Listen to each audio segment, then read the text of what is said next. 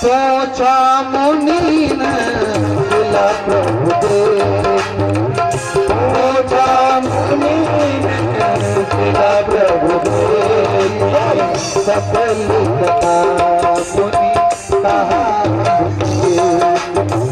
सफल कथा मुनि कहा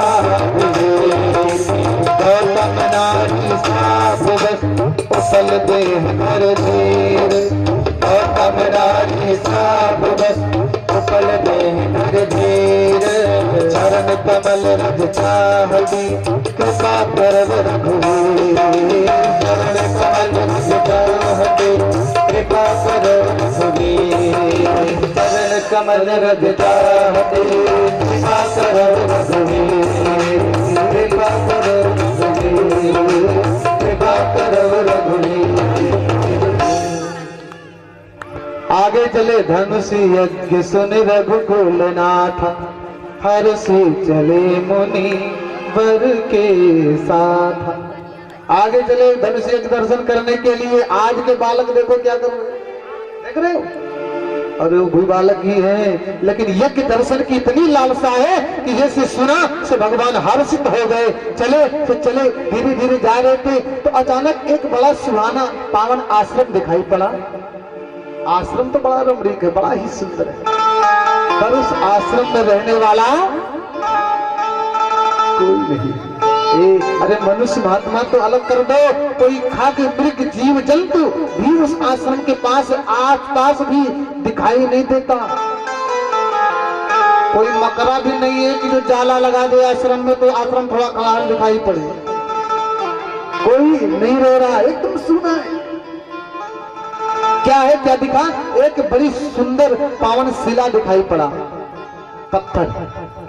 तो गुरुदेव भगवान श्री राम जी बोले, नाथ आश्रम एक दीख मग माही, ठग मृग जीव जंतु तहनाही, पोछा मुनि शिला प्रभु देखी, सकल कथा मुनि कहा अभिषेकी। पूछा मुनि शिला प्रभु, शिला को देख के प्रभु ने मुनि से पूछा, नाथ ये आश्रम कैसे, ये शिला कैसी? विश्वामित्र जी ने कहा, राम जी तुम चलो। क्यों? अरे इस आश्रम को छोड़ो, यहाँ की बात छोड़ दो। क्यों, क्या हुआ? बोले इस बात को जानने की विशेष जरूरत नहीं है। इस आश्रम के तरफ ना तो कोई नजर उठा के देखता है, ना इसकी कोई चर्चा करता है, ना इसके पास कोई जाता है। तुम भी चलो। राम जी ने कहा, प्रभु जिसके पास कोई नहीं जाता, जिसको कोई नहीं देखता, जिसके बारे में कोई नहीं सोचता, अगर हमने भी उसके बारे में नहीं सोचा तो उसका क्या होगा? जिसके बारे में सोचने के लिए पूरी दुनिया लगी है, मैं नहीं भी सोचूंगा फिर भी वो एडजस्ट कर लेगा, काम उसका निपट जाएगा। लेकिन जिसको दुनिया ने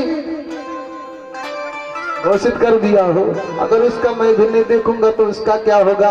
बताओ कृपा करके, ये क्या है? ये आश्रम कैसा है? शिला कैसी है?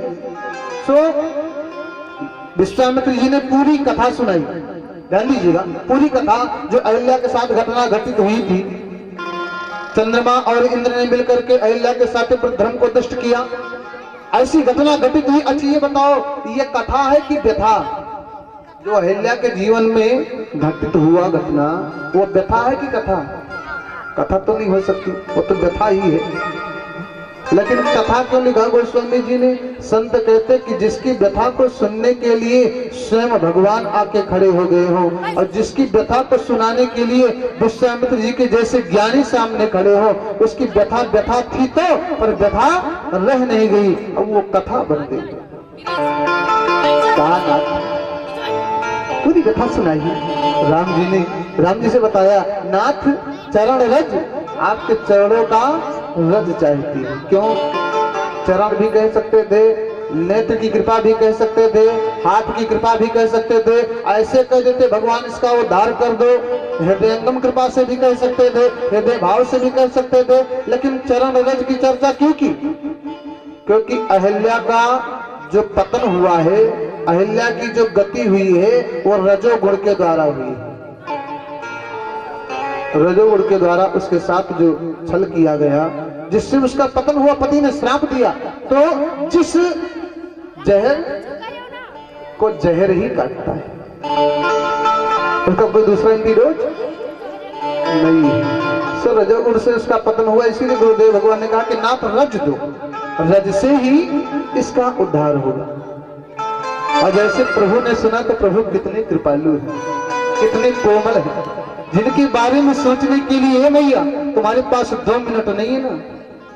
अगर उनकी करुणा, उनकी कृपा, उनके भाव को देखोगे तो उनसे हटने का भी मन नहीं करेगा। लेकिन थोड़ा विचार करोगे तब।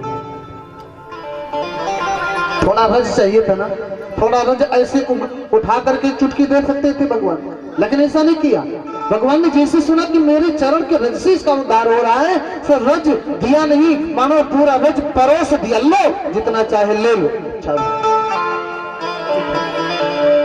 बरसत शोक न सावन, प्रकट भई तप तुंग सही। बरसत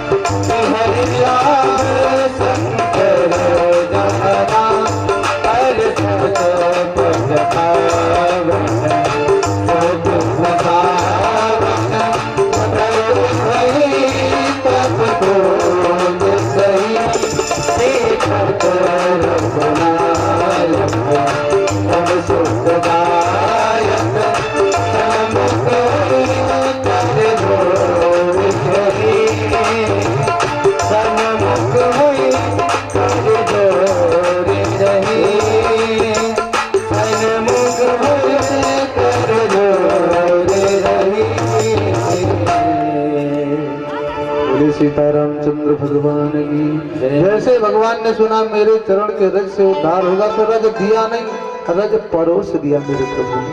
और रज जैसे पड़ा तो शिला गायब, नार प्रकट होकर हाथ जोड़ के बैठ गई, कहती भगवान आप कितने कृपालु, आप कितने दयालु। वो बात आज मुझे याद आ रही है जो घटना घटित थी।